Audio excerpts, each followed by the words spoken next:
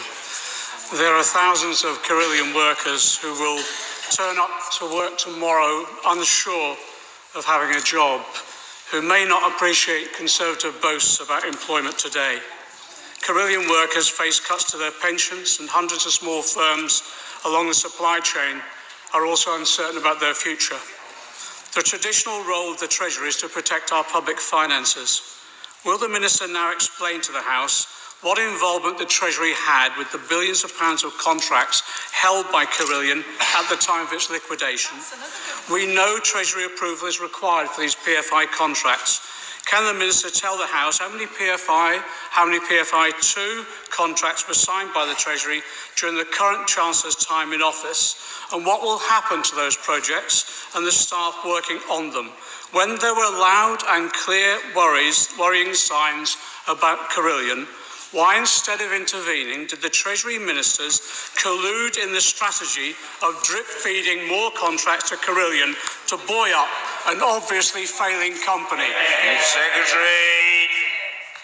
Well, there is an issue, as we've had with Carillion. We have made the preparations, we've taken action, and we are sorting the situation out. John Mcdonnell.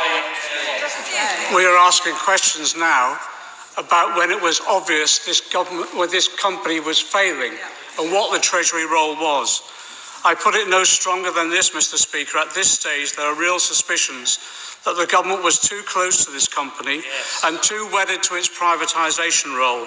We need full transparency of the meetings and discussions that took place between government ministers, civil servants and representatives of Carillion, and what warnings were given to ministers and what actions recommended, implemented or not.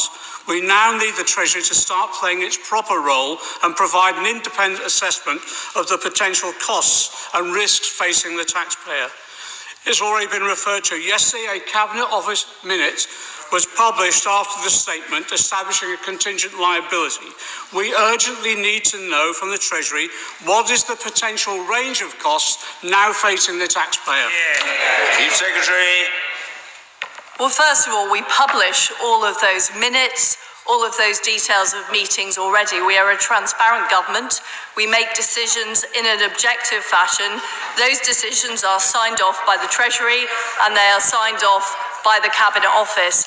And recent decisions on Carillion contracts have been made on the basis of joint and several liability to make sure the taxpayer is protected.